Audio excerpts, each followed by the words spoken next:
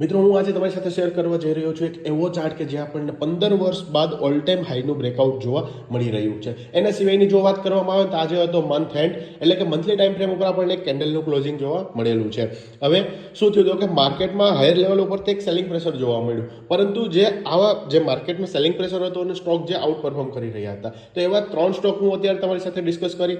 બાકીના 3 એવા રહેવાના છે જે ટેલિગ્રામમાં અપડેટ કરી આપીશું. તો પહેલો રહેવાનો છે માધવ કોપર. તો માધવ કોપરમાં શું કન્ડિશન હતી તો કે આ એક લિસ્ટિંગ બાદ અહીંયા ડોજી બન્યું હતું અને ત્યારબાદ એક બાઇંગ આવ્યું હતું અને એક રેઝિસ્ટન્સ લેવલ બની ગયો. હવે જ્યારે સેલિંગ પ્રેશરમાં તમે જોવો તો વોલ્યુમ સારું એવું જોવા મળ્યું હતું, પરંતુ ત્યારબાદ અહીંયા જે સાઇડવેઝ થયો ત્યારે વોલ્યુમ એકદમ ડેડ થયું.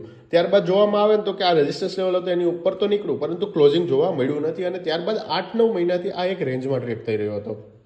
હવે ફાઇનલી આ મહિનાની કેન્ડલની વાત કરવામાં આવે તો અહીંયા આપણને વોલ્યુમમાં પણ એક સ્પાઇક જોવા મળી રહ્યું છે. અગર આવનારા સમયમાં જો આ કેન્ડલનો હાઈ બ્રેક થાય છે તો આવનારા સમયમાં આપણને ફરી એક સારું મોમેન્ટમ જોવા મળી શકે. ત્યારબાદ જો બીજા સ્ટોકની વાત કરવામાં આવે તો તે રહેવાનો છે હિન્દુસ્તાન કોપર.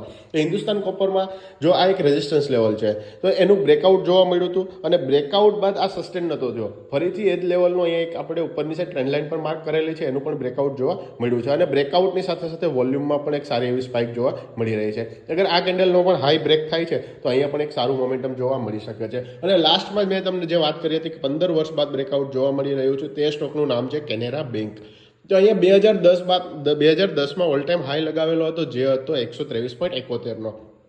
પરંતુ જો મિત્રો આ જે પ્રાઇસ છે ને તે એડજસ્ટમેન્ટ બાદની છે, સ્પ્લિટ પણ થયો છે એના બાદ પછી. હવે એના સિવાયનો બીજો એક રેઝિસ્ટન્સ લેવલ હતો, ત્યાંથી મલ્ટિપલ ટાઈમ ટચ કરી અને રિવર્સલ જોવા મળતું હતું અને ફરી એ લેવલનું બ્રેકઆઉટ થયું. બ્રેકઆઉટ બાદ એ જ લેવલને રિટેસ્ટ કરી અને ઓલ ટાઈમ હાઈનું બ્રેકઆઉટ જોવા મળી રહ્યું છે. પરંતુ અહીંયા થોડું એવી કોશિયસની વાત શું રહેવાની તો કે ઓલ ટાઈમ હાઈનું બ્રેકઆઉટ થયું, કેન્ડલ પણ જબરદસ્ત છે, પરંતુ વોલ્યુમમાં જે સ્પાઇક જોવા મળવી જોઈએ તે જોવા મળી નથી, એટલે થોડું એવું કોશિયસ રહેવું જરૂરી છે.